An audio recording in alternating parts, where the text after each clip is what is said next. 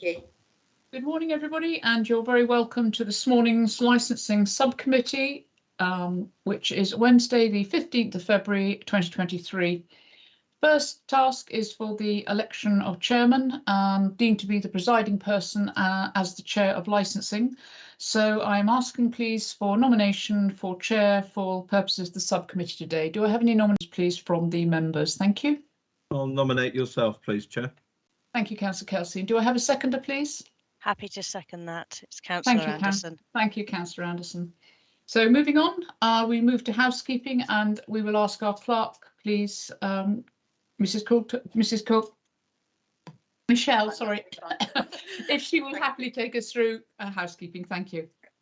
Please note that this meeting of the Licensing Subcommittee is being recorded by the Council for live broadcast and will be published on the Council website for a minimum of 6 months. To ensure the meeting is managed effectively, please could everyone present please follow these ground rules for speaking. Only speak when invited to by the chairman. State your name before you speak if you have not been introduced by name. Please ensure that you unmute yourself and always turn on the video function before speaking. Please mute your microphone when you are not talking. After each party has made their representation, the chairman will ask each person in turn if they have any questions or comments. However, if at any point you would like to speak again, please use the raise your hand function at the top right of the screen. Finally, please ensure background noise is kept to a minimum and mobile phones and other devices are turned off or switched to silent for the duration of the meeting. And I will also add that it's a Wednesday morning here at the Civic offices and we do have a fire alarm drill expected, so I will just mute myself and hopefully that won't affect you too much. Thank you. Thank you very much, Mrs. Cutler. So moving on, item 2, apologies. We have no apologies other than if you've heard of any apologies, Mrs. Cutler. I don't believe you have. No, none received. Thank you. Thank you.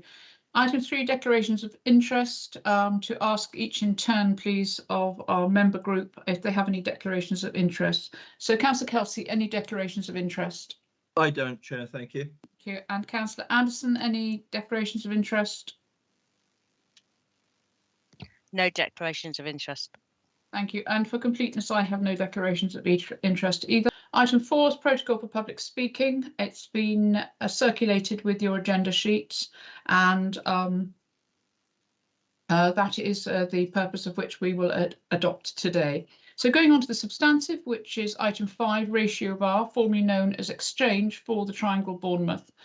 An application for a new premises licence has been received for the premises known as ratio bar, formerly as exchange, for the Triangle Bournemouth. The matter is brought before the Licensing Committee for determination.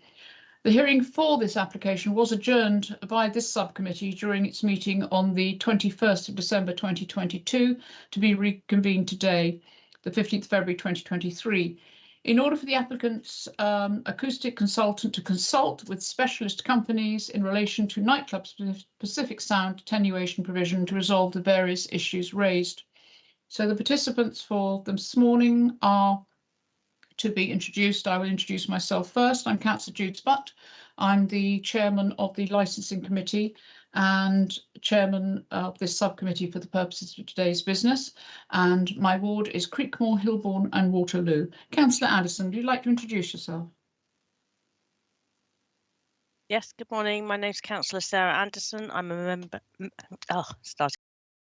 member of the Licensing Committee and Subcommittee this morning, and I represent Moordown Ward. Thank you very much. Councillor Kelsey? Yeah, morning, Chair.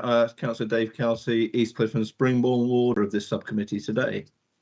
Thank you. And we also have our 2 reserves who are Councillor Johnson and Councillor Williams.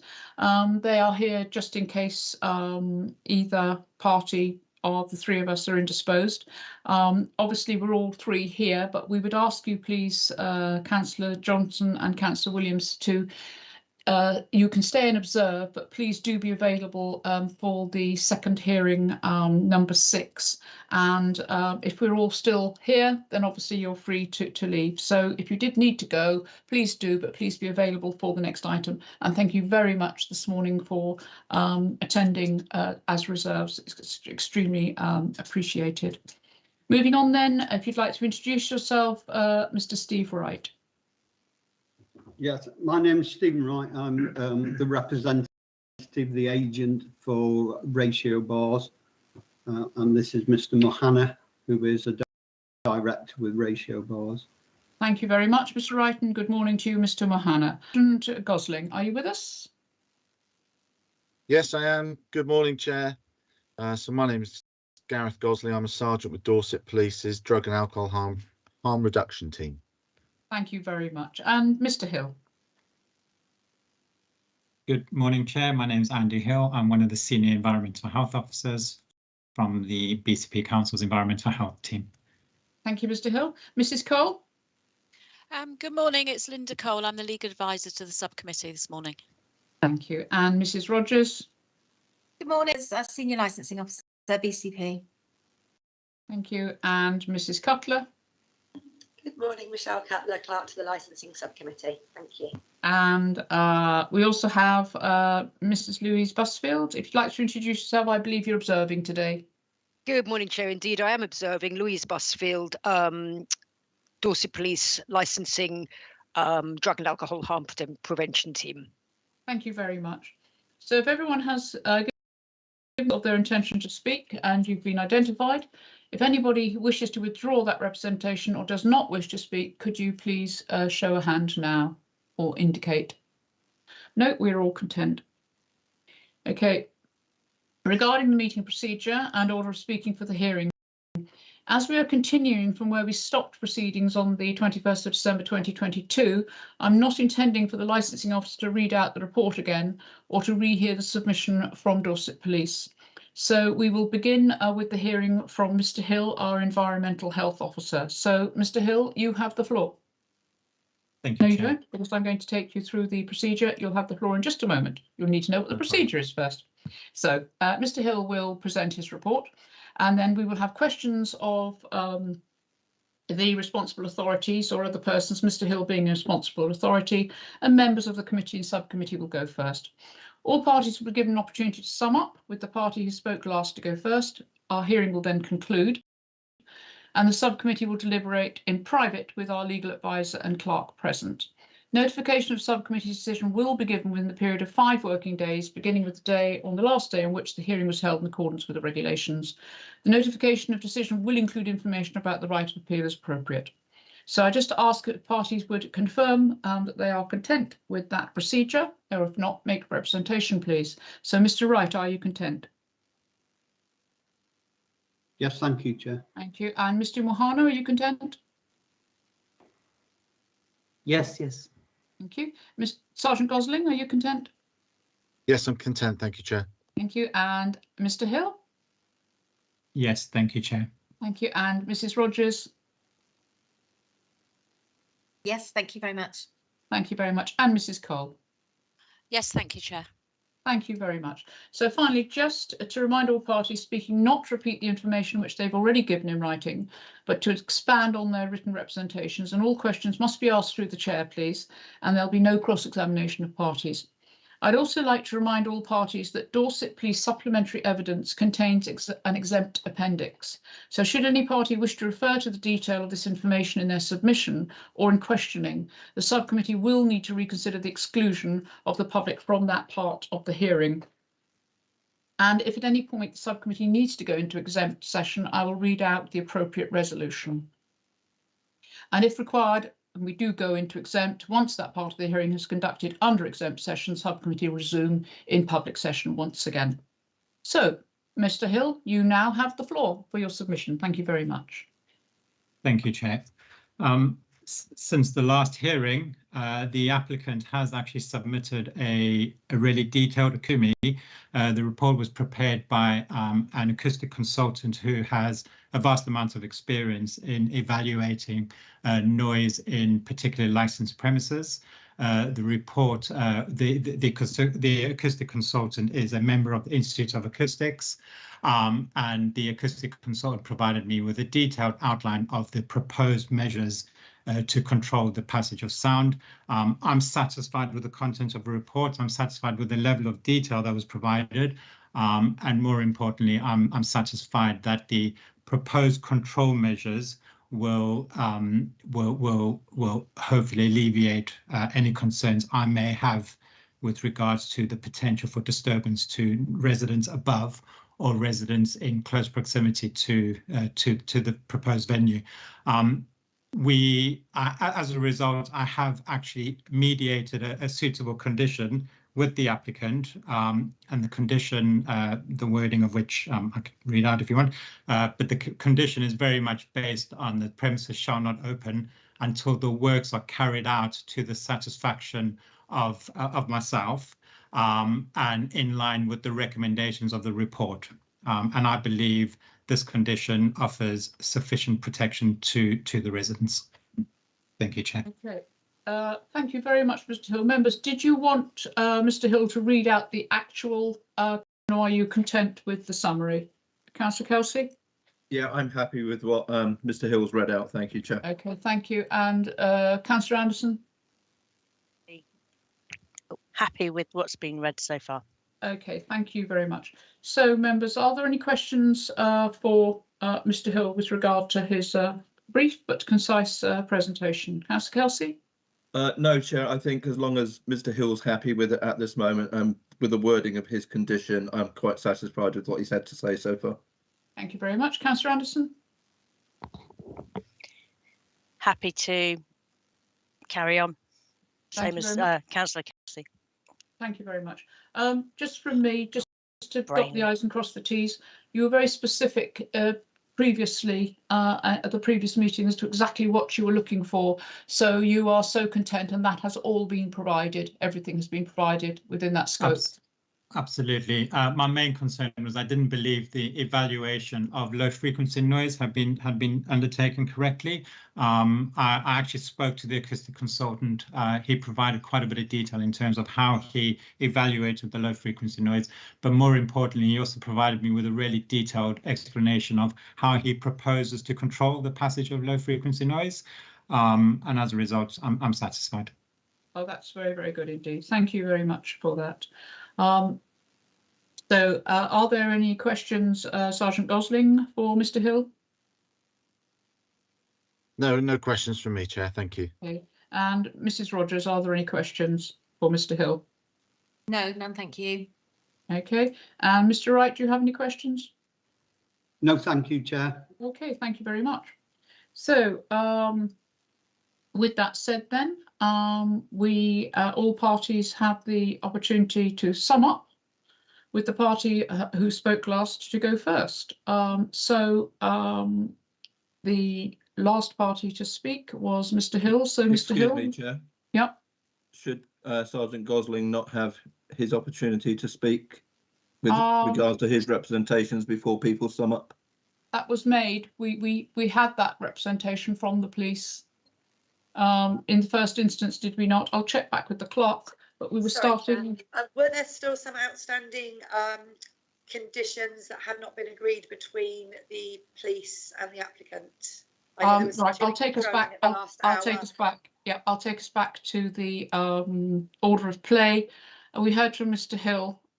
Questions of the responsible authorities and members to go first, and then we were going to all parties to be given an opportunity to sum up. We did agree that procedure, but I'm very happy to bring in Sergeant Gosling if members would are so content. Councillor Yes, Kelsey. please, Chair. Yes, please, Yes, Chair. okay. Right, Sergeant Gosling, you have the floor.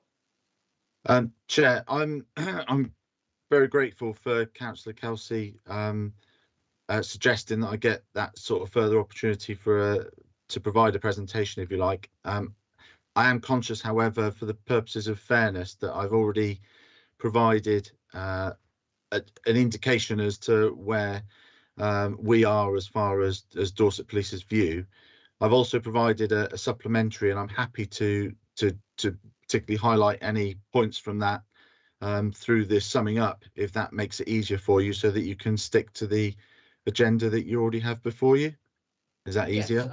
Yes, I'm so content. We've actually had a submission from Mr. Wright, agenda item 5A, and then we've had a supplementary response from yourselves. Is that what you're pertaining to?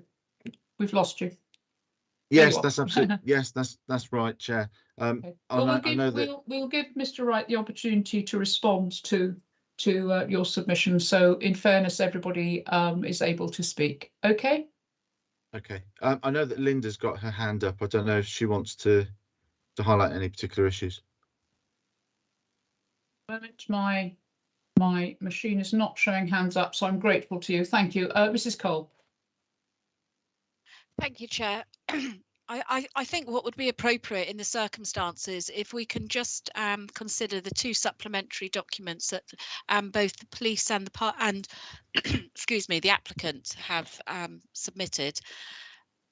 Mr. Wright, on behalf of the applicant, submitted papers on, I think it was the 7th of February, Yes. and the police went by way of response on the 13th. So I think both documents are extremely useful in just clarifying where we are with the concerns of the police and a confirmation of what the applicant is now offering. He's in Mr. Wright's submission of the 7th.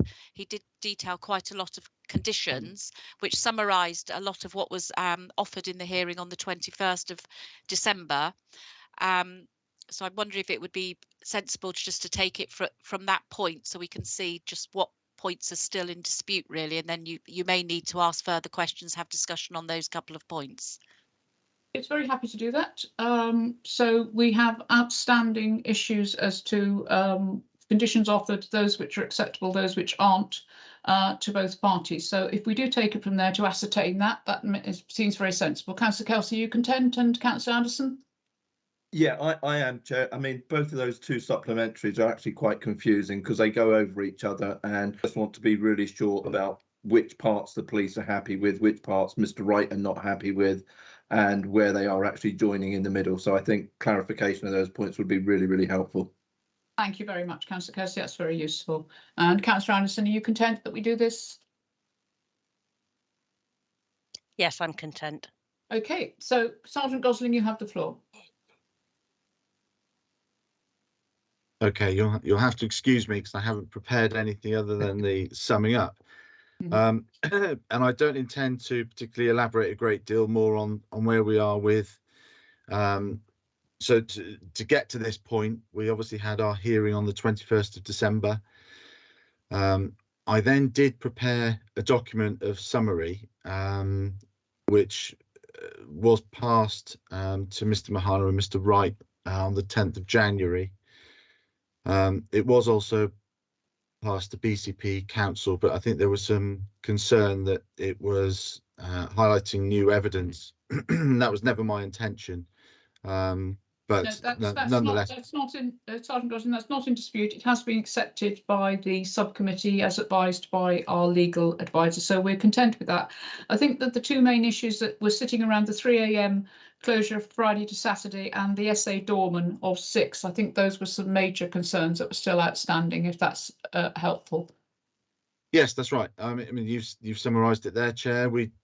The issue of the SIA door staff at the weekends has been resolved, because I think that's been formalised in an offer for 6 door staff on a Friday and Saturday. That's my understanding, and it's been offered that it's risk assessed the rest of the week. For a premises opening until 3 or 5 AM, we would expect there to be adequate SIA provision. And we need to be, or you need to be satisfied that there is adequate provision there on a risk assessed basis. And then the other issue around the hours, I think we are at a point now where the latest offer has been that it's 3 AM throughout the majority of the week, except for the weekend, Friday, Saturday and Sundays preceding bank holidays, which will be 5 AM. That's what's being offered by Mr. Wright. I've tried to be, I appreciate that there's been an awful lot of toing and froing in the paperwork. What I've tried to do in the document of the 13th, and I appreciate it would have been much, I would have ideally prepared it sooner, but unfortunately I've not been able to. But I've tried to summarise in the order in which Mr. Wright had highlighted the issues. I've tried to correspond them in that order to try and aid the subcommittee in your deliberations. So hopefully you'll be able to see the other areas that are currently in dispute. some of which have been largely resolved, but we do feel that all of these issues combined can lead to crime and disorder if not properly managed. So hopefully I've succinctly provided it in that document, but if you do have any questions, I'm conscious that we're stepping outside of the format, but if there's anything you need clarity on, then I'm more than happy to assist where I can. Right. It may have been more helpful if you told us what was lacking rather than us having to pick through it. Don't worry about standing outside usual running formats. We can adapt to suit whatever meeting we have in front of us. So are you saying then that the only outstanding issues you have were the doormen? They're now satisfied, and there's still some issue over the closure of times. You believe it to be 3 a.m. For the substantive, and then 5 a.m. the Friday and Saturdays before bank holidays, including bank holidays. Little confusion there. If you could just be a little more clearer, Sergeant Gosling, that would help. And if there's anything else outstanding, because it is quite a long document, and we just want to be certain what you're not happy with. That's right. And there are points made. So we've got, in relation to take you through each of them, and I've tried to provide a written summary as to our position as we stand. It's literally marked 1 to 1 to I think it's not 1 to 8. But yes, if you want to take us through them, we're happy for you to do that. Yes. Okay. So in respect of SIA on the premises having handheld radios, that has been offered by Mr. Wright, and we would just wish to seek clarity that this will be operational at all times, that the premises is open to customers, and that they will be maintained in good working order. The risk there is that we just have radios for the sake of having radios, so we need to have we need to ensure that those radios are fit for purpose. The second point being the hours.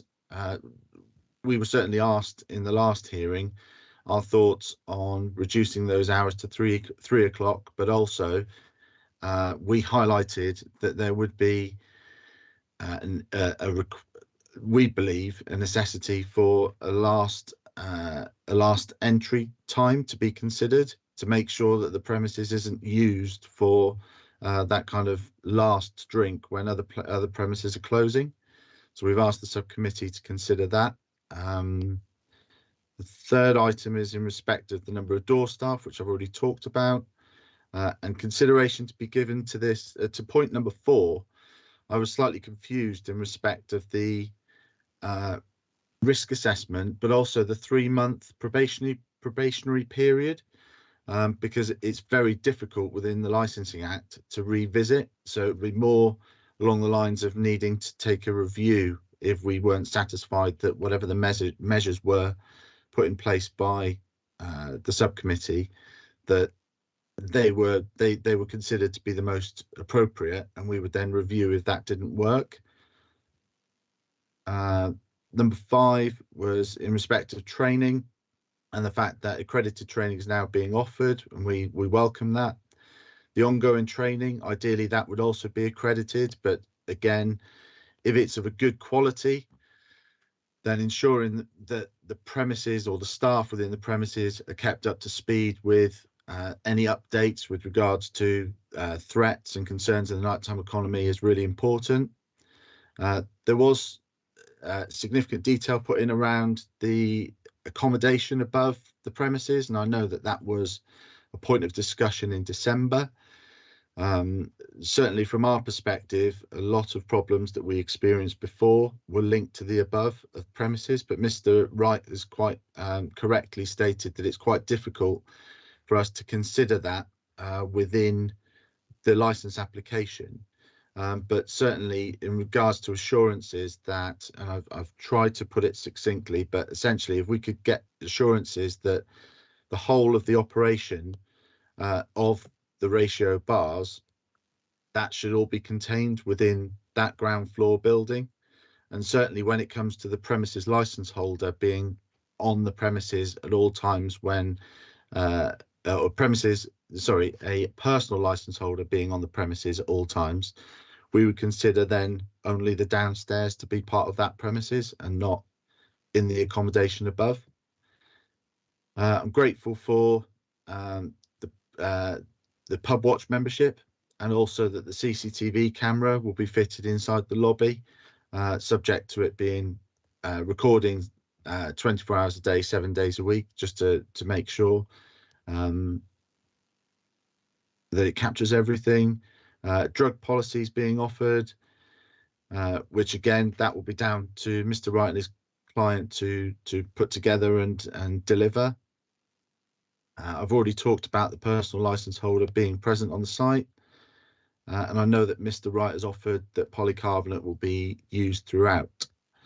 Dispersal policy, I think the only area of concern there is in respect of the concern that we have, that we always seek that licensed premises do take responsibility for ensuring that their patrons are safely dispersed from the area. And I know that there was an offering for SIA provision for 30 minutes beyond the terminal operating hour. I'm not sure if that's been formalised, but perhaps that could be clarified by Mr. Wright. There's an offer.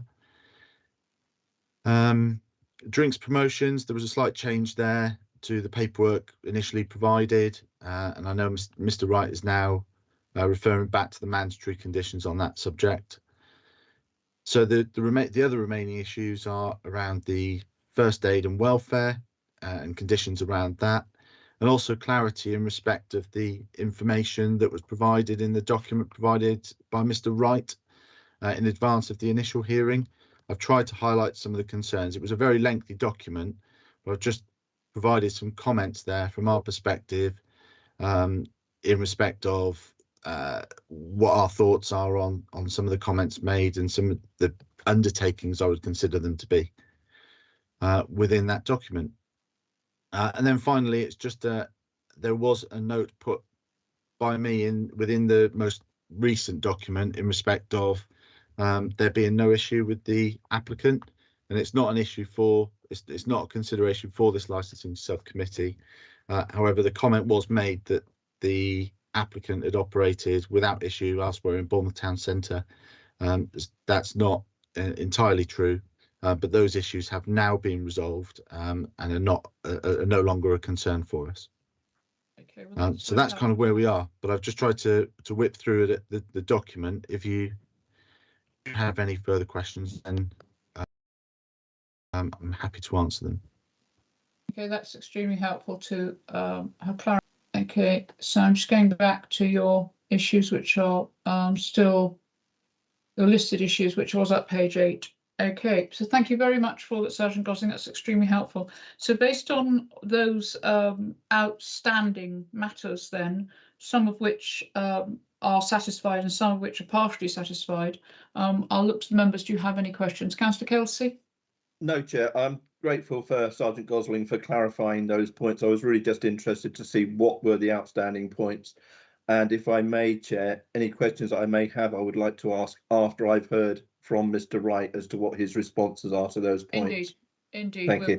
We will all wish to ask questions, but just asking on clarity for Sergeant Gosling. Thank you. Yeah, thank you, Chair. Thank you very much. Councillor Anderson, any questions of clarity for Sergeant Gosling?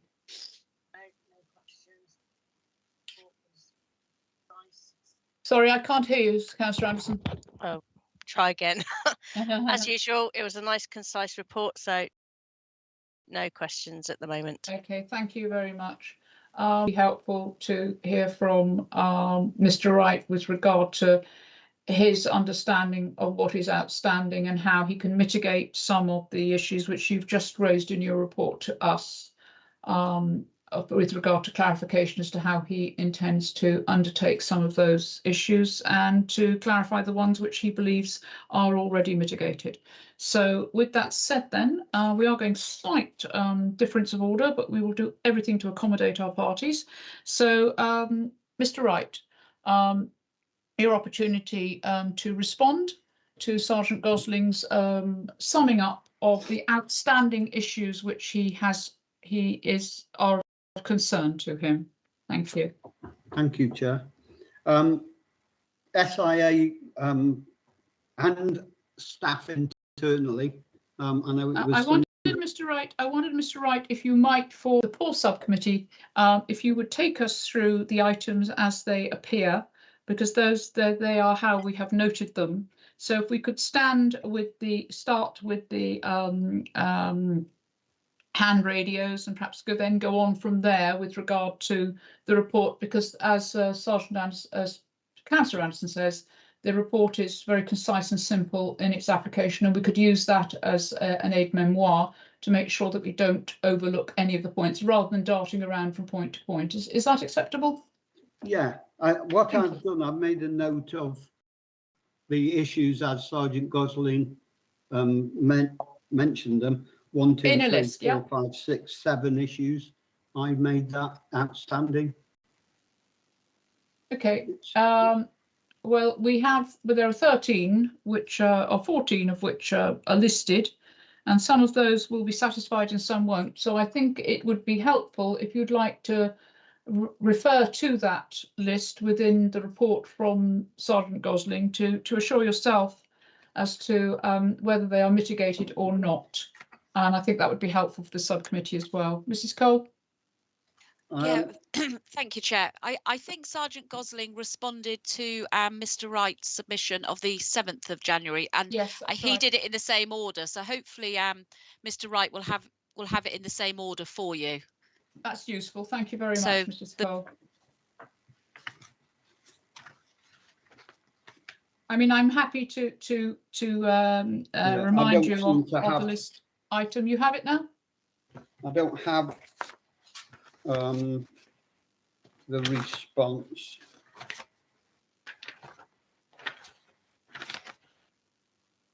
You would have had the response. I don't have that. I'm sorry, Chair. I know. Don't worry. Sergeant. Sorry. No, I was just going to say Sergeant Gosling responded in the order of your original response. So if you've got your response there and the notes you've just made, I think you should all be in the same order. I've got the proposed conditions and an explanation of the applicant's reasoning. Your document of the 7th. That starts with all staff on the premises, including SIA staff, shall be issued with handheld radio communication. That's correct. Yes. If you start with that, yeah. The hand radios, and then we're last entry periods, door staff, etc. So that's exactly the same list. So if you'd like to take us through that, Mr. Wright. Yeah. So to clarify, all door staff will be issued with handheld radios, as will staff. I know that was mentioned last time, so we will give staff radios as well, so they can communicate with management and the SIA.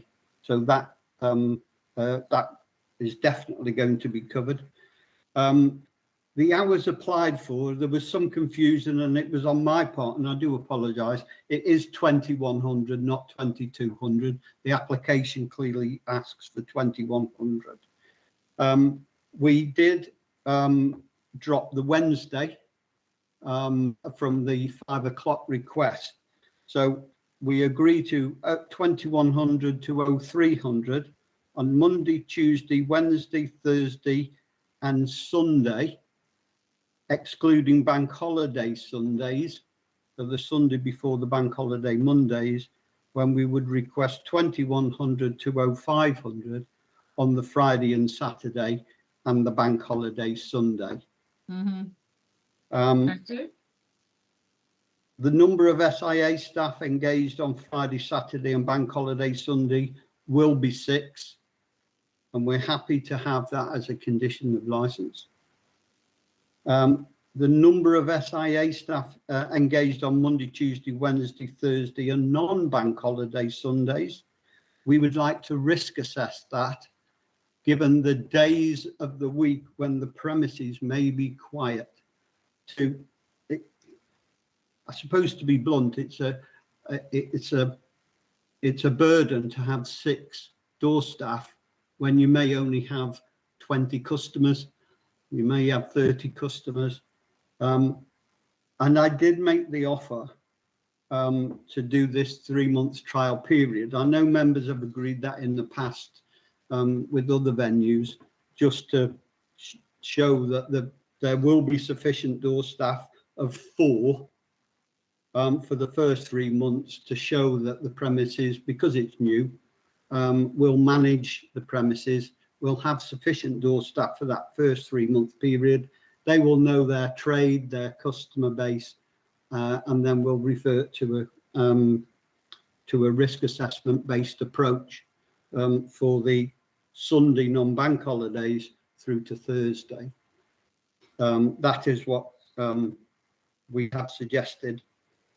All staff will receive induction training prior to engaging in their role, so they will not be working until they've been through the induction training. I know that the police want an accredited company, but I've suggested that a competent company or individual accredited by the BII or Highfield would be competent to do that training, not accredited company. All training will be signed off by the company and or accredited individual. All training records will be available for inspection, and we're happy to have all of that conditioned. All staff will receive ongoing training. I think there was maybe some confusion on my part. Yes, training will be carried out every 6 months, but there will be ongoing training throughout that 6-month period, which will be documented. So where there is an issue in the premises, whether it's a disagreement or violence issue that was dealt with, then that will be dissected and brought to the members of staff so that they all learn from what happened, what triggered it, if we know what triggered it. And that will be put into the 6-monthly pot as well to give a round training regime. And again, we're quite happy for that to be conditioned. There was debate about the accommodation. I don't think I need to cover the accommodation. I think that was dealt with, Mr. Wright. I think that was summarily dealt with Sergeant Gosling. He was to how it was is no longer of a consideration. So if we move to item 8. Good. Yes, member of Pub Watch. That was my omission, and I do apologise for that. And they will attend regularly. Mr. Mahana already attends Pub Watch regularly, and I'm sure you could check records of that. He goes every time there is a Pub Watch meeting. The additional CCTV camera fitted in the lobby, that's already done. Actually, there is a camera there in position, and we're happy with 24/7 and the retention of 31 days for the images, and they will be readily available for the authorised officers upon request. I have sent a drugs policy and updated the drugs policy following the last meeting. I hope that's satisfactory. I've also sent a dispersal policy. Mr. Wright, could I just stop you there? The drugs policy. Now, we just ascertain where that is. The drugs policy was, I just open the right, was agenda item 5A, is that correct? Where we had, you gave some response with regard to sound engineer, and then you go into ratio bars drugs policy. It's quite a meaty tome. Is that the document you're referring to? Yes. The chair was quite critical of the policy, and having reread it, I tended to agree. So I have rewritten that drugs policy and sent that to the police. So is this the rewritten policy, or is this the previous policy? Because it doesn't look that much different. Is it rewritten? The rewritten policy has a place at the bottom for people to sign. This is the rewritten policy. Okay. Yeah. Yes, I can see there is some differentiation between the other policy. So I will ask members as we progress as to whether they're satisfied with that, but we certainly have a renewed policy. So thank you very much for that, Mr. Wright. You'll excuse my criticism, but it was rather all over the place, the previous one. Yeah. I'm quite open to listening. Just to let you know on the policies, only yesterday, and I apologise for the lateness of the email to Sergeant Gosling, but I did agree that all policies would be subject to a condition. So a dispersal policy, a drugs policy, etc. I did send a list to Sergeant Gosling yesterday, but it was late, and we're happy to have those as conditions to show that, well, to have conditions that we would have done, we will do, we have done, and they will be subject to condition. Okay, so if we were on the drug policy, so Yep. we've now got the personal license holder on site. Could we take it Yes, from which the was offered originally, and we will maintain that. Yeah. All drinking receptacles will be polycarbonate, even the champagne flutes, which was originally not the point, but yes, all polycarbonate.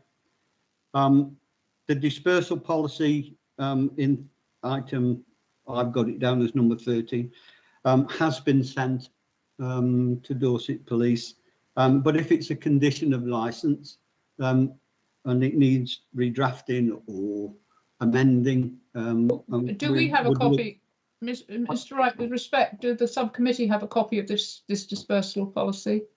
You've got and I'd also like to know, it seems there was some concern here because I don't believe Sergeant Gosling had the dispersal policy. I think that was the issue. So is this in existence and has Sergeant Gosling had it? We'll ask that in a moment. And yes. I think that was to be 30 minutes beyond the terminal licensing time, yes? And yes, door staff will be retained. That was in the original application for 30 minutes. And Sergeant Gosling also mentioned a last entry time. I don't know if members are going to consider that. I presume so. So we would address that, if I may. Indeed.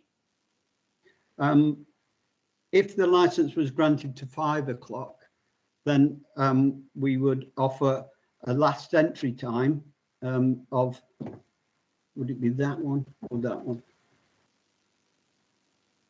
Of 4 o'clock. Right, so 5 a.m. closure, a 4 a.m. last entry, yeah. And 3 a.m. closure would be 2:15. 2:15. Unless, okay. Of course, those times are in the gift of the committee. So indeed, but they are what you're putting forward as on the table. Absolutely. Yeah. Okay. Sergeant Gosling also mentioned the offer of having no promotions. The only reason I reverted back to the mandatory conditions is because it's duplicating a mandatory condition. But we're quite happy to have the condition to say we will have no drinks promotions. But the mandatory condition was put there by statute. So yeah, there's no need back to that. That's the only reason. I'm not trying to get out and start doing promotions.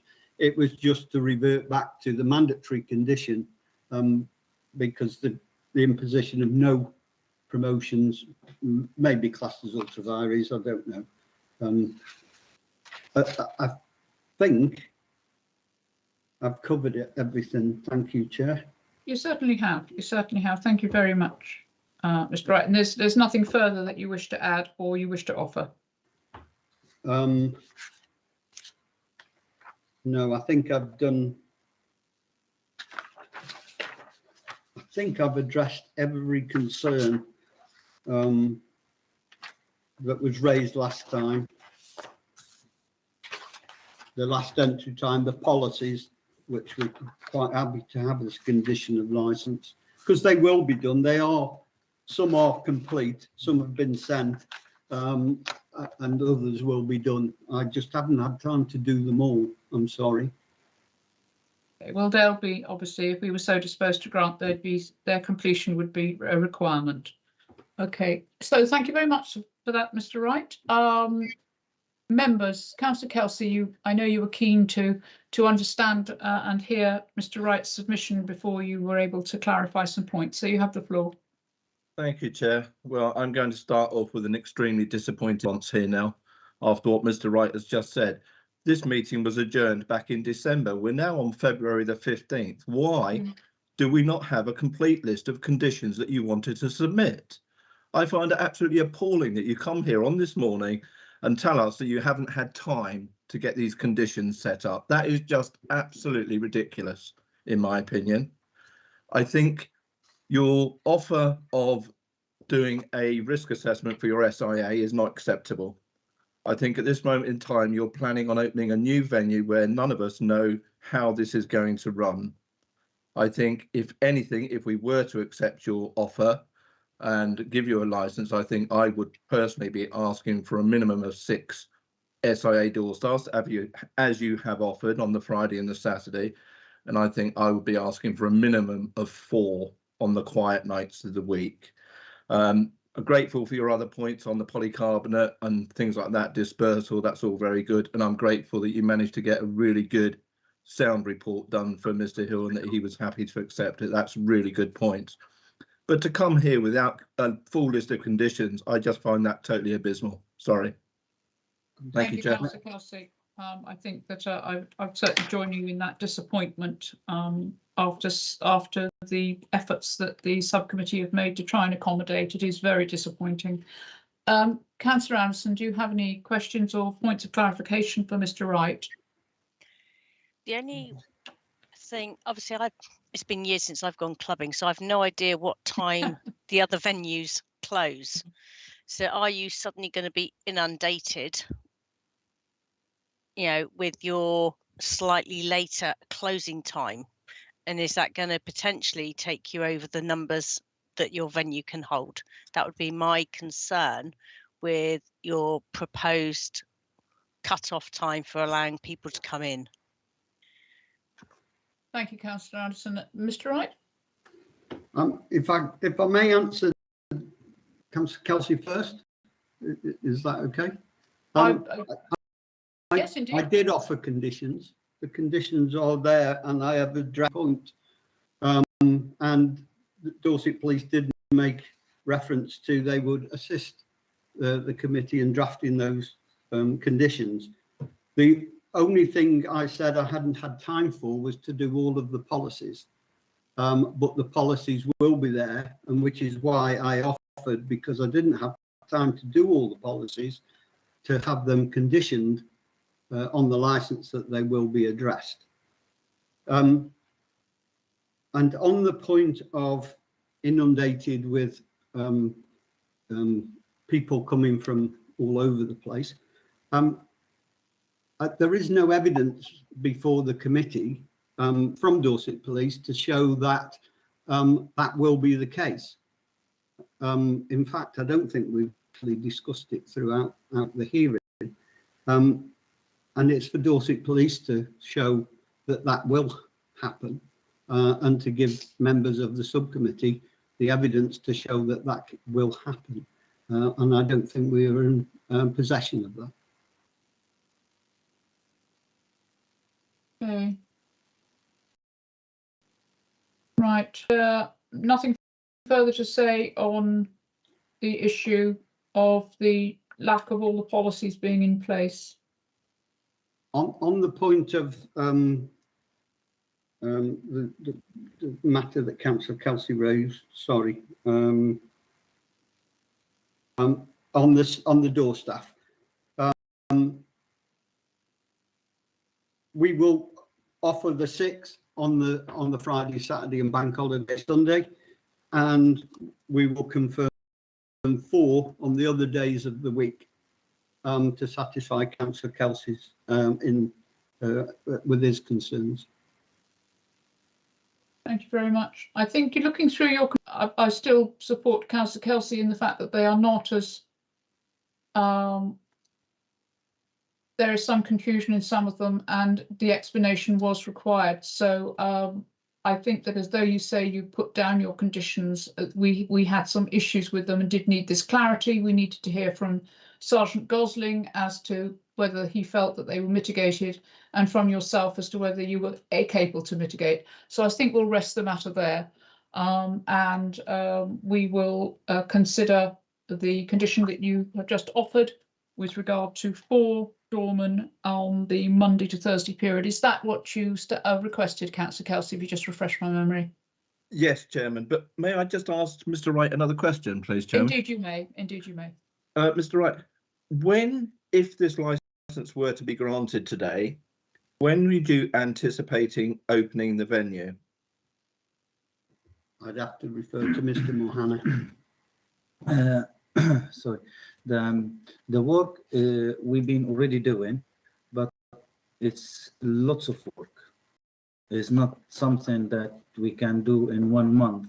It's gonna take us few months before we complete all the work, because we doing, as you see on the pictures on the supplied from Mr. Hill, I supplied to him.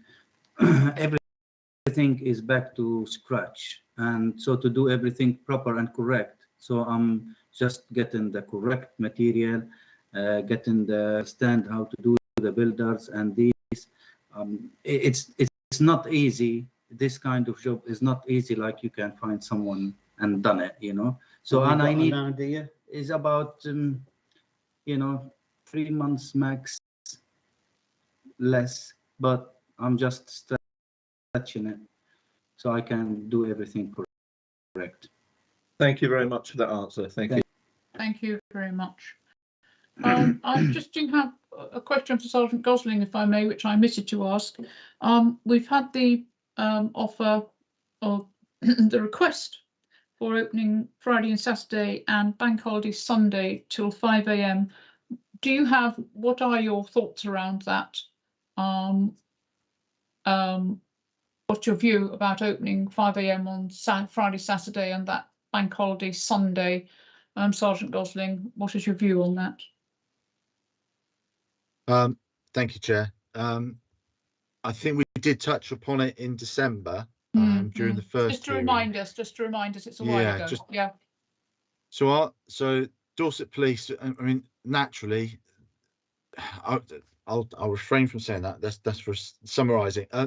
In short, Councillor, we proposed that it should really only be considered by members of this subcommittee to entertain a licence in this particular area, given the problems that we currently experience, no later than 3 o'clock, 7 days a week. Now, at 3 o'clock during the weekdays, I think is a bit of a stretch, but we don't have the same volume of people that naturally come out during the week. So the effect of those people at 3 AM is far less than the effect of people at 3 AM at weekends, when we obviously get a lot more people in town. I know that we've had today, now 5 minutes ago, some offer of last entry times, and I'm grateful for those. But those times need to reflect a 3 AM finish in our opinion. Okay, and one more supplementary. I seem to remember you were wanting or would be more content with 1 hour before closing. I noticed the 3 AM time is 3/4 of an hour before closing. So just could we have some clarity on what time you would deem to be suitable? Yes, it would be our view that for it to be a meaningful last entry time, it needs to be exactly that. It needs to be an hour. A last, exactly, yes. In short, an hour would be our view. It's just the difficulty with one meeting to another meeting and remembering what was said in dialogue. Okay, it is so sometimes, Councillor, sometimes we've asked for more than an hour. So I think to try and be as proportionate as we can, and that's what we always aim to do, is to be as proportionate as we can. I don't think an hour is unreasonable. Okay, So thank you very much for that, Sergeant Gosling. So it's now everybody's opportunity. We've asked questions, we've raised all those factors. Thank you very much, Mr. Wright, for your submission and giving those assurances and mitigations to the best of your ability with regard to what we have in front of us. It's much appreciated. So now is an opportunity for all parties to sum up, and in that summary, if there's anything you want to add that you feel we need further clarity on, or that we may have misunderstood, or just extra information, please do advise us. We're here to listen to all parties. Sergeant Gosling, did you have your hand up? Yes, yeah, I did, Chair, only briefly, just to say that both Steve Wright and Linda Cole have got their hands up, and I'm not sure if yes, I know that you can't always see it on your screen. No, I can't always see. I can't see Mrs. Cole. So Mrs. Cole, would you like to come in? Thank you. Yes, thank you, Chair. I just wanted to check where we were before we went into closing submissions about the personal license holder being on the premises and being on the ground floor, because I've just looked at the plan. I mean, Mrs. Rogers will clarify that with me, but the plan shows, are we trying to license the ground floor and the first floor? Mr. Wright? What I think is I've picked up the concern of Dorset Police of where the personal license holder is going to be. You've offered that the personal license holder will also always be on the premises, but I think the concern of the police is we could have somebody just upstairs, not down where the action is, when the premises are open. So I just want to clarify where the license is going to cover.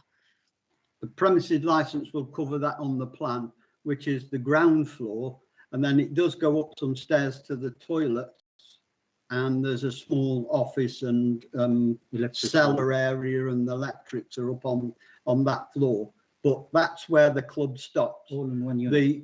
The only access to the upstairs is through 4A, which is a door on the front on the triangle. That's the only access up into those flats above.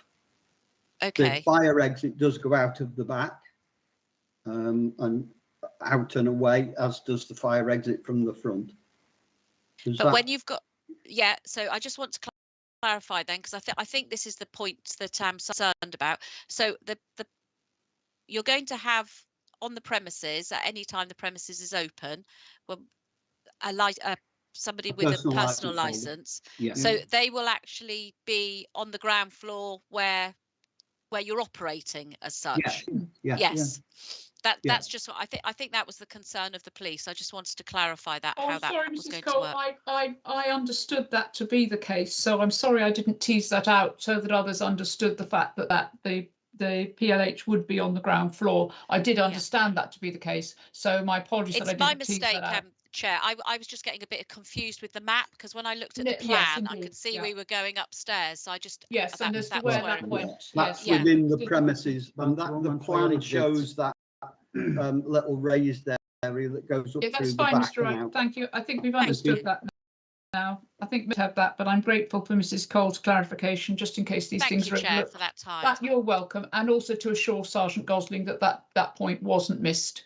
It may have been seen to have been overlooked in the discussion. So thank you, Mrs. Cole. That's extremely helpful. So if we're all content then, and there are no further issues to cover, everybody nodding? Good.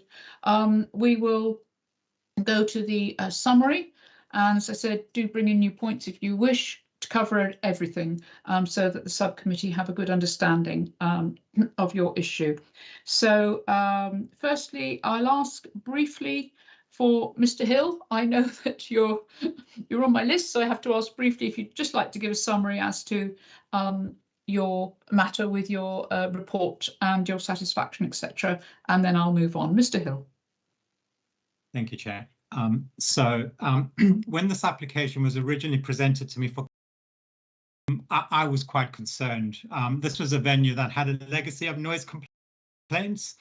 These complaints were witnessed by environmental health officers and resulted in serving of noise abatement notices. So hence why my original representation in December, I was really concerned that it would just be a repeat of the history we had with this venue. A noise report was submitted. I felt the noise report did lack the detail required to satisfy me that the noise would be controlled, and hence I made representations against this.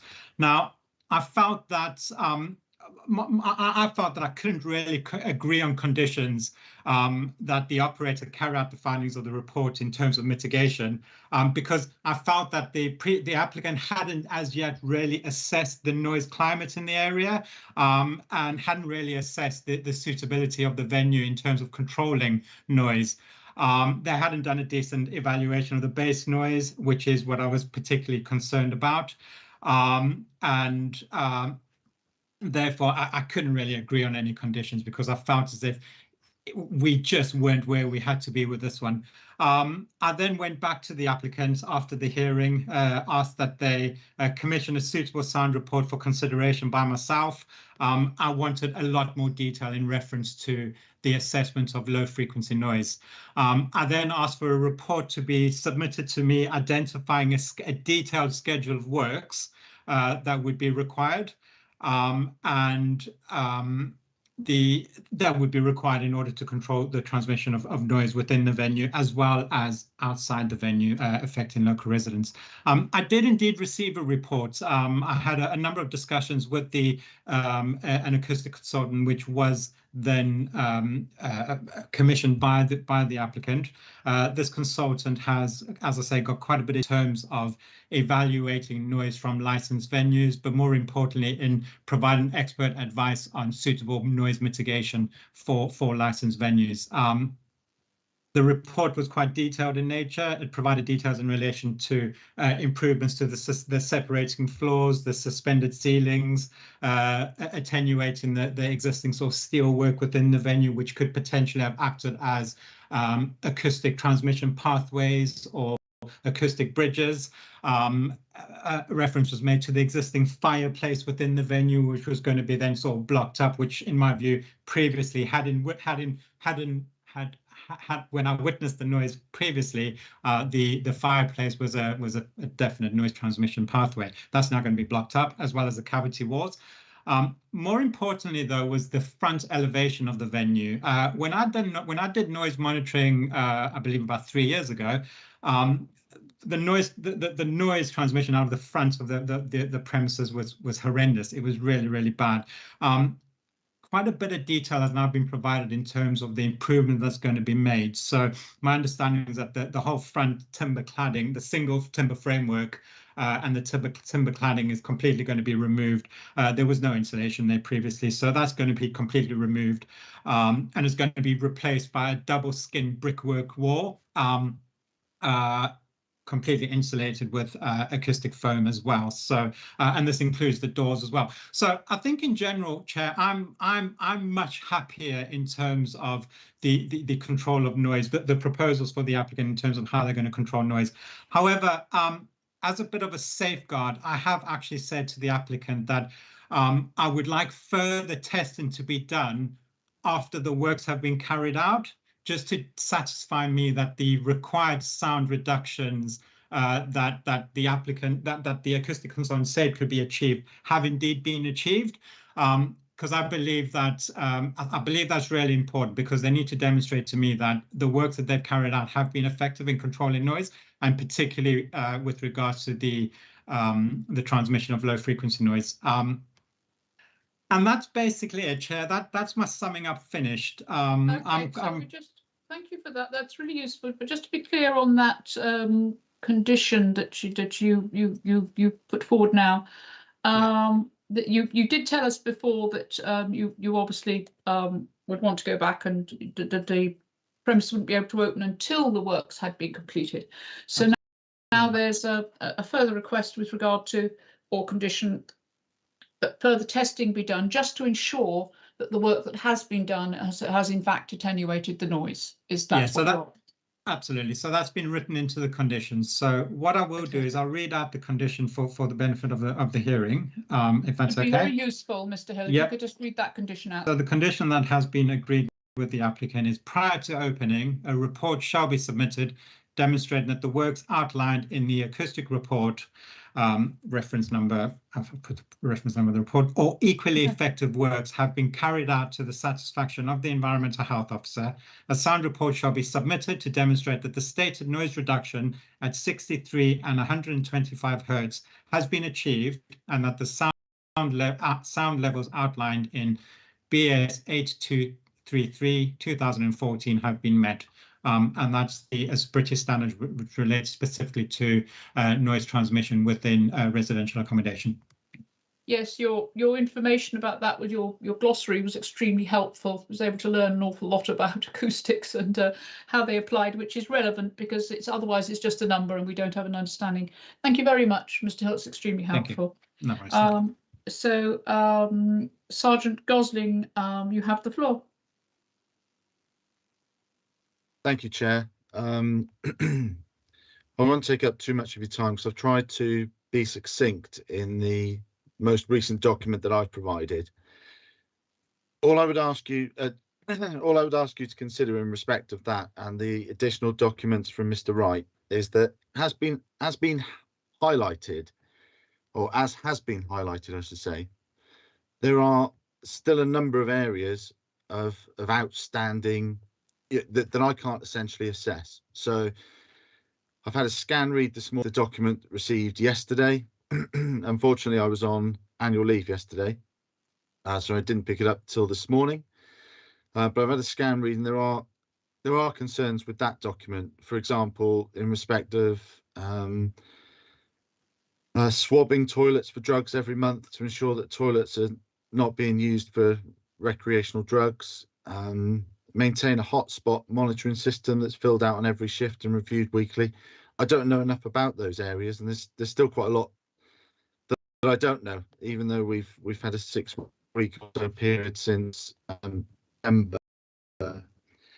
On the points of the last, I want to cover in my summing up, because I know we have talked about it, but it's been offered today, as my understanding, as a 2:15 for weekdays when it's proposed to be open till 3 AM and then 4 AM at the weekends when it's proposed to be open till 5 for licensable activity.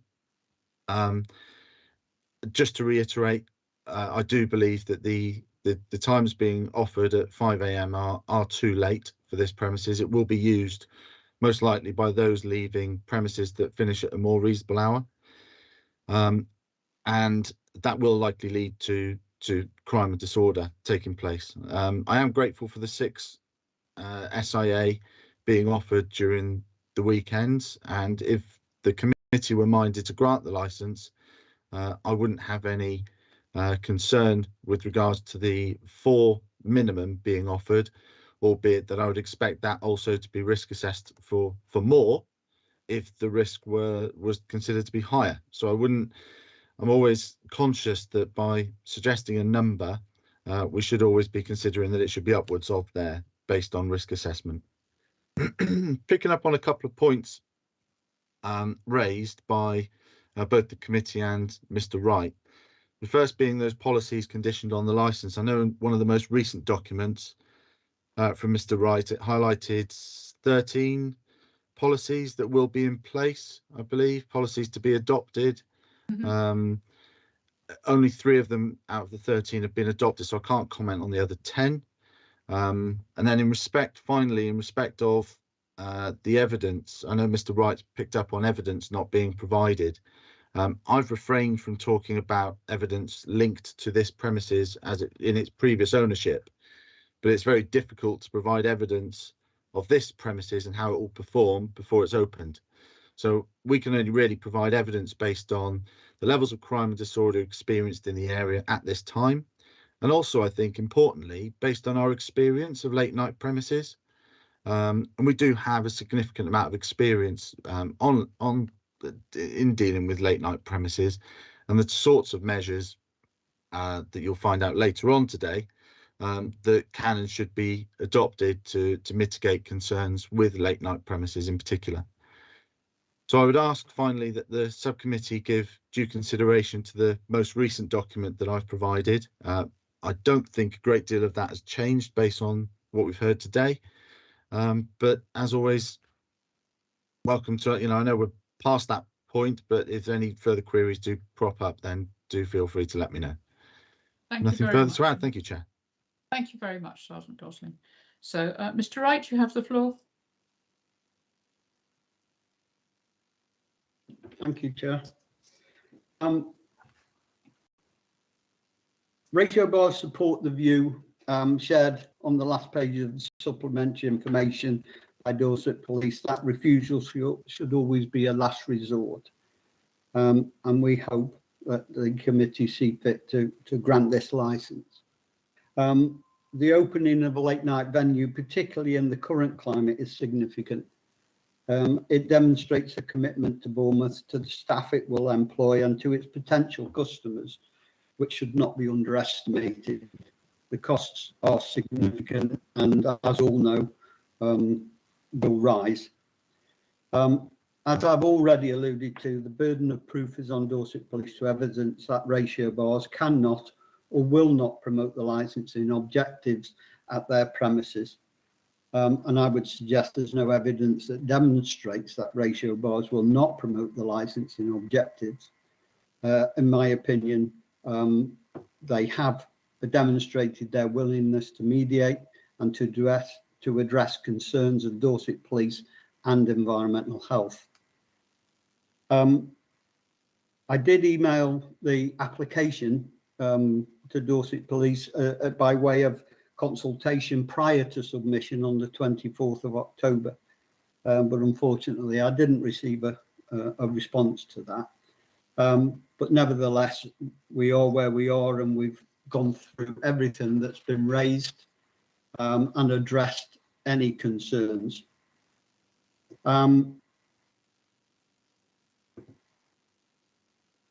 At the meeting on the 15th of November, Louise Bosfield did say it depends on the occupancy of the premises. If it is around 150, then we won't have a problem. But if it is 300, we will.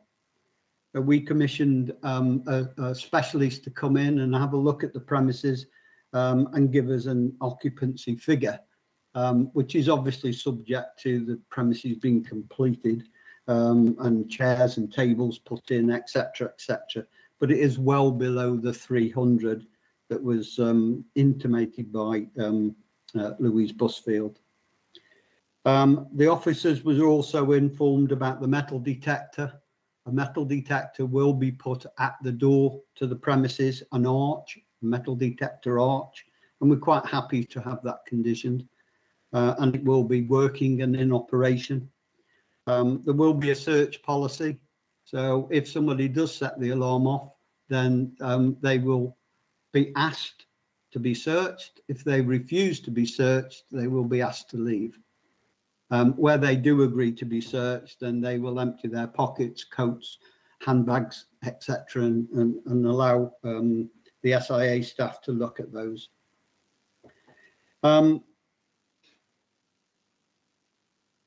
did offer to meet Sergeant Gosling at Dorset Police Station to go through a lot of these things that we are now going through in this hearing on the 24th of November. I did send an email after the hearing to say, can we sit down at Bournemouth Police Station and go through things? But unfortunately that didn't happen. I think I've addressed all the concerns of Dorset Police in my email of the 7th of February. And I believe members of the subcommittee have had sight as we have gone through. So I won't bore members with all of the items 1 to 13 that I went through. I hope I've explained those. I have mentioned here in my summary that we sent information yesterday, and I do apologise for the lateness of that submission. I just wanted to show to Dorset Police that we will have the policies and procedures in place. And we are more than willing to sit down with them, as they do with other licensees, as they have said in their reports, to go through those policies to make sure they're happy. A lot of the policies and the formatting comes from the BII and PubWatch, and that's why I've used those documents and those layouts, because they're from the BII and PubWatch, and I thought they would be acceptable to members. The offer of a last entry, I know, is last minute, but again, it was a concern, and I had quite a conversation with Mr. Mohana when I arrived this morning to discuss the last entry time, which we've now offered. All policies and as highlighted and procedures will be in place prior to opening. And again, we're quite happy to have that condition to say they must be in place prior to opening. But there is an assurance that they will be in place, as will the induction training and the material that can be viewed. Members of PubWatch, radio communication internally and with PubWatch through the PubWatch system. Mr. Mohana will attend the meetings, happy to have those conditions, as we said.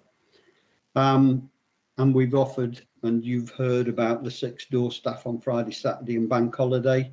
And as I've offered, we will have 4 door staff on other days, and we'll risk assess whether that is sufficient. I think ratio bars have demonstrated via the application and their agreement that they will operate a good premises. From 2100 to 0500 and 2100 to 0300. And I would suggest that no specific evidence about the capability of ratio bars to operate this premises before members of the committee. I think if we can operate the premises until 3 o'clock, then we can operate the premises until 5 o'clock. And we'll demonstrate to do that. The sound engineer's report has satisfied Mr. Hill. This demonstrates that ratio bars can and have worked closely with environmental health with a satisfactory outcome for both parties. This should provide the subcommittee with the confidence that ratio bars can engage and will engage with the licensing authority and other responsible authorities, in particular Dorset Police. We welcome the opportunity of working with Dorset Police, as they have stated they work closely with other operators in Bournemouth. When the policies are complete in accordance with the condition offered to members of the subcommittee. Ratio Bars would like to thank Andrew Hill for his engagement. I would also personally like to thank Mr. Hill.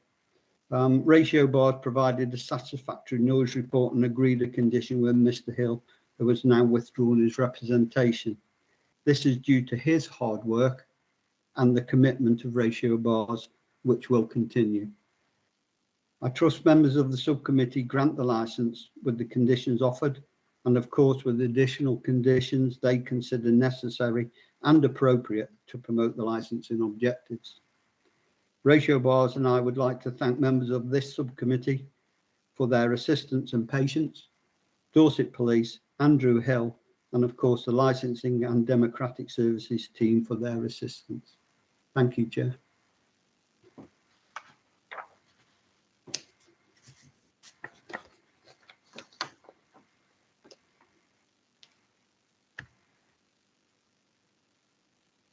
You're muted, Chair. Thank you, Councillor Kelsey. My apologies. Thank you very much for that, Mr. Wright. Mrs. Rogers, do you have any summary? No, I don't. Thank you very much. Thank you very much. I was asking you and getting no answer, and I was mute. My apologies.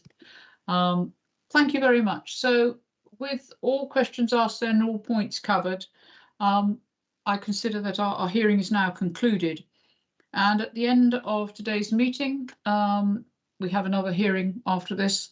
The subcommittee will adjourn in private with our legal advisor and our clerk to deliberate. Notification of subcommittee's decision will be provided within a period of 5 working days, beginning with the day or the last day on which the hearing was held in accordance with the regulations, which is today, Wednesday, February the 15th, 2023. And the notification of decision will include information about the right of appeal as appropriate. Would Mrs. Cole please advise and explain that right of appeal? Thank you, Mrs. Cole. Thank you, Chair. Yes, there is a right of appeal to any decision that's made today. That appeal should be made to Dorset Magistrates Court within 21 days of the decision. Decision will come in writing and details of that will all be on the decision notice. Thank you. Thank you very much indeed. So thank you very much, everyone, for attending. We will now leave the room, if we may, and we will resume, if we are content, members and officers at 11:30. Is that acceptable? Yes, everybody's nodding. Okay. Thank you very much, everybody, for your attendance today, and we will now break until 11:30. Thank you.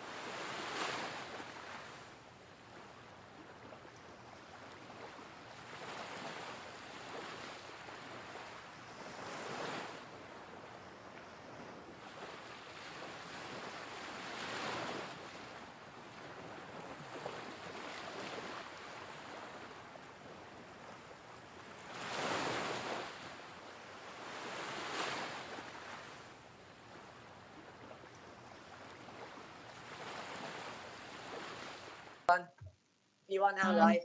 Good morning again, and you're very welcome back to our meeting of the subcommittee hearing, February 15th, Wednesday 2023.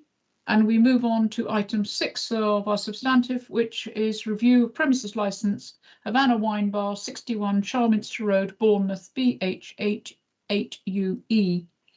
Dorset Police has made an application to review the premise licence for Havana Wine Bar, 61 Charminster Road, Bournemouth, BH8 8UE, in relation to concerns that the premises is not upholding the prevention of crime and disorder licensing objectives. This matter is brought before the Licensing Subcommittee for determination. So I'll introduce then our committee. To start with, my name is Councillor Judes Butt. I'm chair of the Licensing Committee and I'm chair of this subcommittee for the purposes of today's business. And my ward is Creekmore, Hilbourne and Waterloo. Councillor Anderson, if you'd like to introduce yourself. Good morning. My name is Councillor Sarah Anderson. I'm a member of the subcommittee for this morning's licence hearing and I represent Moordown Ward. Thank you very much. Councillor Kelsey. Yeah, good morning again, Chair. Councillor Kelsey, East Cliff Springbourne Ward and member of this subcommittee. Thank you very much. We also have waiting in the wings Councillors Johnson and Williams, and thank you very much for standing as reserves. You'll be very pleased to hear that you're no longer required. You're free to stay and observe if you so wish, but thank you so much for standing by as reserve for today's hearings. We're extremely grateful to you. Thank you, Councillors Johnson and Councillor Williams. Sergeant Gosling, if you'd like to introduce yourself. Good morning, Chair. Sergeant Gosling here from Dorset Police Drug and Alcohol Harm Reduction Team. Thank you. And Mr. Day. Good morning, ma'am. I'm Philip Day. I'm a solicitor with Lacey's Solicitors in Bournemouth, and I'm here to represent the premises licence holder, Mr. Tarek Halabi. Thank you very much. And Mr. Halabi, if you'd just like to quickly introduce yourself. Good morning, ma'am. My name is Tarek Halabi. I'm the owner of Havana Wine Bar, 61 Charminster Road. Thank you very much. Mrs. Rogers. Good morning, Sarah Rogers, Senior Licensing Officer, BCP. Thank you very much. Mrs. Cole. Good morning, it's Linda Cole. I'm advising the subcommittee this morning. And we've already heard from our clerk, Mrs. Cutler. Good morning, Michelle Cutler. I'm clerk to the Licensing Subcommittee this morning. Thank you. Thank you very much. So just to confirm that everyone who's given notice of their intention to speak has been identified, and anybody who wishes to withdraw any representation or their intention to speak can please show now. If you'd like to show your hand. Sorry, No, can I just interrupt? Just to say that we have Louise Busfield as well from Dorset Police, who's not on the list. Miss Busfield, are you speaking or observing this meeting? I'm here in capacity of observing this morning. Thank you. Yes, I do apologise for not introducing you, Busfield. I did introduce you at our previous hearing. Apologies for my inability to continue and to introduce you again. Did you want to introduce yourself, Mrs. Busfield? Louise Busfield, Licensing Officer with Dorset Police Drug and Alcohol Harm. Thank you very much. And you're here to observe. I am indeed. Thank you. Thank you, Mrs. Cutler, for that note. So if we are also content then, the order of speaking will be as follows. The licensing officer will present their report. The applicant will make their application. There'll be questions of the applicant by all party and members of the committee will go first. Our premises license holder representative will then make their representations. There'll be questions of the premises license holder representative. All parties will be given an opportunity to sum up with the party who spoke last to go first, and the hearing will then conclude. The subcommittee will deliberate in private with our legal advisor and our clerk present. A notification of the subcommittee's decision will be given within the period of 5 working days, beginning with the day or the last day on which the hearing was held in accordance with the regulations, which is today, Wednesday, February the 15th, 2023. And the notification decision will include information about the right of appeal as appropriate. So I'll now just ask that everybody is content. Sergeant Gosling is so content with those proceedings. Yes, thank you, Chair. Thank you. Mr. Day? Yes, ma'am, I'm content. Thank you. Mr. Halabi? Yes, ma'am, I'm content. Thank you. Mrs. Rogers? Yes, thank you. Mrs. Cole? Yes, thank you, Chair. Thank you very much. So finally, may I please remind all parties speaking not to repeat the information which they've already given in writing, but to please expand on their written representations, and all questions to be asked through me, the chair, please, and there'll be no cross-examination of parties. So with that said, we will begin with our licensing officer's presentation. So Mrs. Rogers, you have the floor. Thank you. Thank you. Dorset Police have applied to review the premises licence at Havana Wine Bar under Section 50 of the Licensing Act 2003 on the grounds that they believe the premises are not upholding the Prevention of Crime and Disorder licensing objective. Dorset Police believe that the premises are associated with significant levels of disorder from within and around the area of the premises. Despite efforts to seek improvements, the licence holder failed to take reasonable steps to reduce the levels of disorder, which resulted in the review application being made. However, following recommendations provided by Dorset Police as part of the mediation process, a minor variation application was submitted to amend and add further conditions. This application has been granted. Notwithstanding this, Dorset Police were not completely satisfied that the proposals implemented by the grant of the minor variation addressed all of the police's concerns, and further mediation took place. Agreement has now been reached between the police and the licence holder. However, it remains the decision of the committee what steps, if any, they consider necessary and appropriate for the promotion of the licensing objective directed at the causes of concern which have been addressed and established through the course of this hearing. Thank you. Thank you very much indeed. So members, are there any questions, points of fact for Mrs. Rogers? No, at Councillor this Cassie. time, thank you, Chair. Thank you, Councillor Cassie. Councillor Anderson? None at this time. Thank you. Thank you. Sergeant Gosling?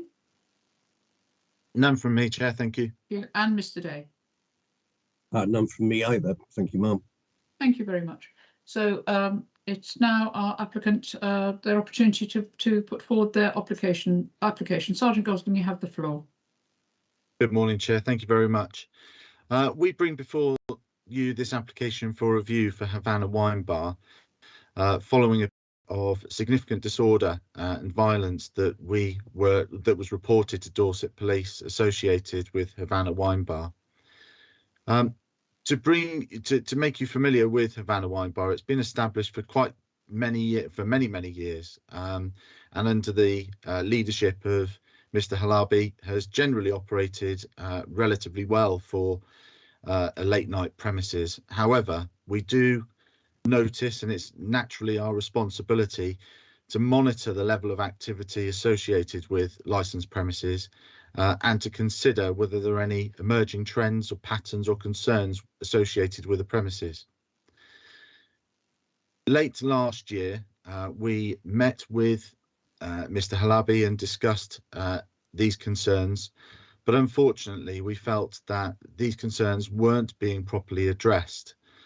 We tried to provide encouragement and support, but for reasons that you'll hear from Mr. Day and Mr. Halabi, I'm sure later this morning, we were unable to reach an agreement that would give us the confidence that they could continue to operate in support and in promotion of the licensing objectives. The application for review was submitted, and since then, and almost immediately since then, we've been in frequent contact, spending a great deal of time communicating with Mr. Day and Mr. Halabi around ways in which that we could move forward positively in such a way that, whilst it's for the members to agree today, move forward in such a way that we could be confident that the licensing objectives would be promoted from now on. You'll hear from Mr. Day, no doubt, in his submission, the measures that are being implemented, and we wholeheartedly believe that the vast majority of these will meet our needs. You will have hopefully seen the documentation or the correspondence passed between, certainly most recent documentation and correspondence passed between Mr. Day and myself in respect of these new conditions being offered. But really the only one that we could not completely agree on was the last entry time. So it was proposed by Mr. Halabi that it would be 3:30. We had proposed 3 o'clock, but for the purposes of reducing the time spent and for any discussion needing to take place, we're happy to go with 3:30 and to monitor that closely, and to assess the effect of the 3:30 last entry time. All other conditions that have been proposed, we feel will mitigate the issues that we've experienced that have been associated with the premises, and we will continue to monitor the performance of the premises moving forward should you decide to accept what's been agreed between Dorset Police and Mr. Day on behalf of Mr. Halabi. But I won't elaborate further if that's okay, because I think in respect of what's been offered, it'll be more succinctly provided by Mr. Day. Thank you very much indeed, Sergeant Gosling. Any questions for Sergeant Gosling? Councillor Kelsey. No, Chair, I'm quite happy with his response to where we are at the moment. And Councillor Anderson? Again, happy with his response so far. Thank you. Yes, there seems very little to tease out there. You're quite clear in your statement with regard to mitigation seeming to be fully met. But if anything arises during the hearing, then of course, please do raise that. So, Mr. Day, do you have any questions for Sergeant Gosling? No, ma'am, I don't. Thank you. Thank you. And Mrs. Rogers, do you have any questions for Sergeant Gosling? No, I don't. Thank you very much. Okay. Mr. Day, you have the floor. Thank you. Thank you very much, ma'am. Just one minor point before we go any further. You will have seen the document that I submitted following very lengthy discussions with both Sergeant Gosling and indeed Ms. Busfield from the police. Certain parts of that I put in red, and I'm grateful to your Democratic Services team that was redacted before the document in question was placed on your website, because it refers to matters of a confidential nature, which neither I nor Sergeant Gosling thought it appropriate to put into the public domain. If we need to talk about that, and I am going to mention it, but I hope that I will mention it in such a way that you don't need to exclude members of the press and public. But if there are any issues or questions arising from that, then it will be my submission that at that point you ought to consider a resolution to exclude the press and public and to stop the broadcast. So I mentioned that at the very outset. Ma'am, forgive me if this sounds a bit like a sales pitch, but there are occasions when prevention is better than cure. And I rather wish that I had been involved with this matter a month or so earlier than was in fact the case, because I am pretty convinced that had I been able to speak to Mr. Halabi before the review application was actually lodged, then we would have been able to avoid the entire proceedings, but we are where we are. As I have said in the submission that I put in, it's not my intention to detail the various incidents and go through them and so on. You've seen what Mr. Halabi had to say about that when spoken to by the police, and all of that is set out in the review application itself. Suffice it to say that although he does not accept that all of this was the fault of Havana Bar, there were shortcomings, etc., particularly with regard to the door team that was then deployed. Having closed just after Christmas, he reopened in January with a different door team, although one door supervisor he deploys directly and he's been in contact with the SIA with regard to that, so that he has made his application, done his course for him to be able to deploy door supervisors direct if need be, but the bulk of them come through a company that has SIA authorization to deploy. If I can then turn to the premises license as it currently stands, and you've got a copy of it in your papers. It was granted some years ago, and the conditions that are attached to it are perhaps not the sort of comprehensive conditions that you would expect to see if this was an application for the grant of a new license today. I did listen into your earlier meeting, and I'm not going to say anything more about that.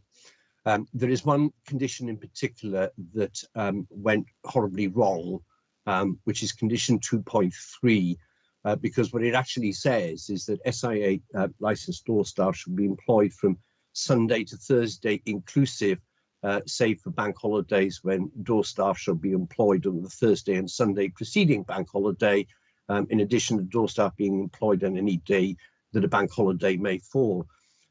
That, as written, has the direct opposite effect of what was intended, because the idea was that it should be Thursday, Friday, Saturdays, plus the bank holidays where door staff were deployed.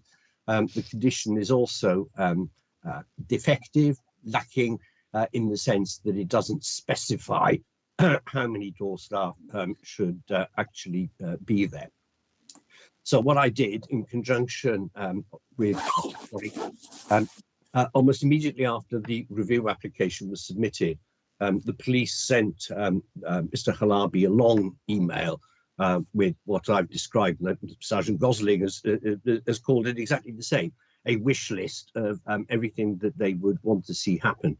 And to be fair to the police, and thank you for this, they said at the very outset that if their wish list was met, then they would not consider it appropriate or proportionate to revoke or suspend this license. You haven't seen that original wish list, nor have you seen the voluminous correspondence that then followed it, nor have we provided you with details of meetings that have taken place, including a very long meeting with Ms. Busfield at the premises themselves, where we discussed all manner of things.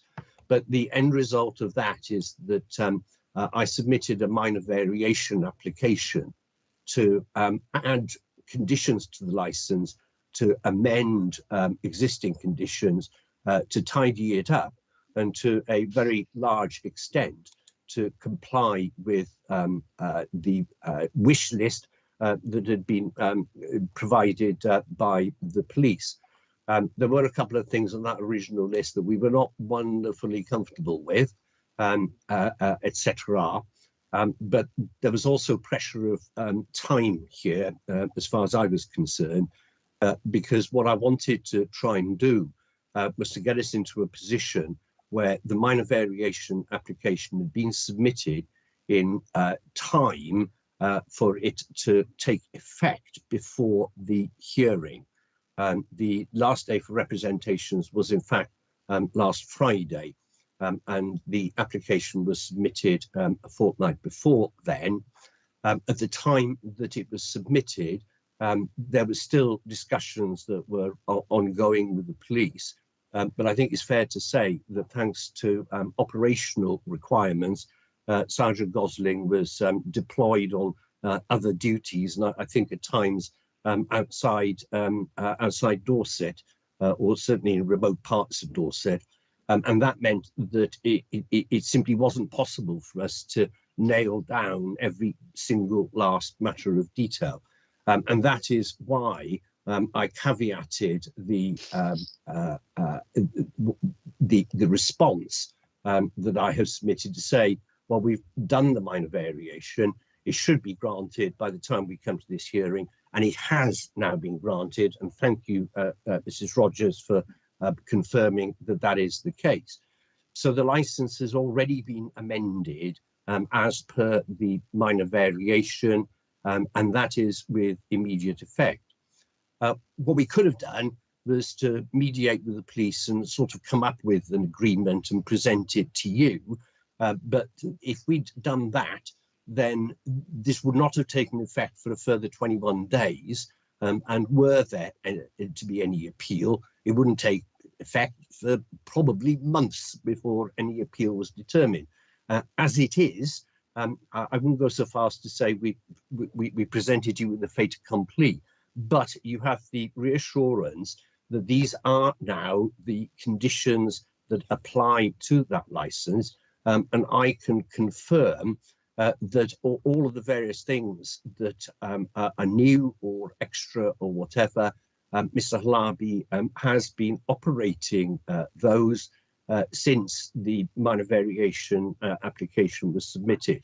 So, for example, he has upgraded his CCTV system. He's put in extra memory and so on, so that it now records for in excess of 31 days rather than the 28 days that was there before. It is a very good system. We spent a bit of time for reasons unconnected with the review, but looking at the footage from it when we had the meeting at the premises a week or two ago. Everything else he has put in place, and I think that you can rest assured that the concerns of the police have been addressed, and I would hope that you would give Mr. Halabi some credit for having not sought to delay matters or anything like that, but he has got on with it. He's implemented all of this. It's already all in place. Ma'am, I'm going to refer briefly to the bit that was in red. There is a background to that, which has caused the police and other bodies some concern for some time, not least because of difficulties in obtaining evidence from elsewhere. Mr. Halabi, to his credit, has gone out of his way to assist, and I not just suspect, but I know that in the not too distant future, that various things will happen which will provide some reassurance to the police on a rather more general level than simply Havana. It will apply across the BCP area, and that I ask you to give him credit for. I'm also grateful to Sergeant Gosling because our discussions did continue following the submission of the minor variation application, and for example, a full risk assessment has been undertaken. I assisted Mr. Halabi in doing that.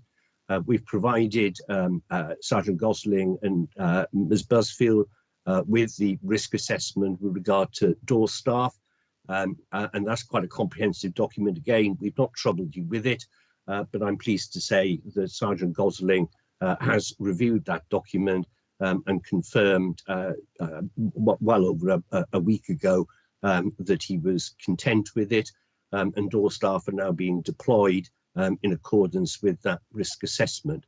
I should mention in passing that for the moment, the premises are only open Thursday, Fridays, Saturdays, and Thursdays are very, very quiet. If he gets 20 people in, then that's busy. It's usually, you know, single figures or low double figures, to the point where it is barely economic for him to actually open. The relevant nights here are the Friday and Saturday nights, and you will see what provision is now written into the license with regard to specified deployments on Friday and Saturday nights, and on any Sunday on a bank holiday weekend, should he choose to open.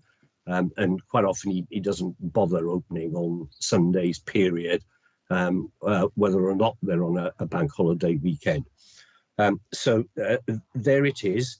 I would like to think that we have on this occasion been extremely proactive and have provided you with a comprehensive list of amended conditions and so on that are in fact now on the licence.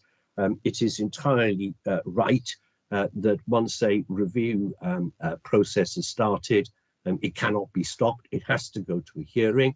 And it is, of course, entirely right, as Mrs. Rogers said to you, advise you at the very outset, that the decision as to what to do is entirely a matter for you. My respectful submission in this particular case is that the minor variation having now taken effect, that there is no need for you to take any further action. Had we not done that, I would have expected you to have imposed these conditions, these changes to the licence in any event. So in summary, thank you to both Ms. Bursfield and Sergeant Gosling in particular for their assistance working with us. I'm very pleased that we've been able to reach an agreement. Mr. Halabi is well aware that if this doesn't work and if there are further problems, then he can expect to be visiting you again. This has been a real wake-up call for him. He has been desperately worried about it, and he's learnt his lesson, as it were. And I can assure you that there won't be a repetition of the sort of issues that happened leading up to the Christmas period. So, Ma'am, those are my submissions. If I can assist you further, then I'll gladly do so. I could take you through the changes to the licence line by line.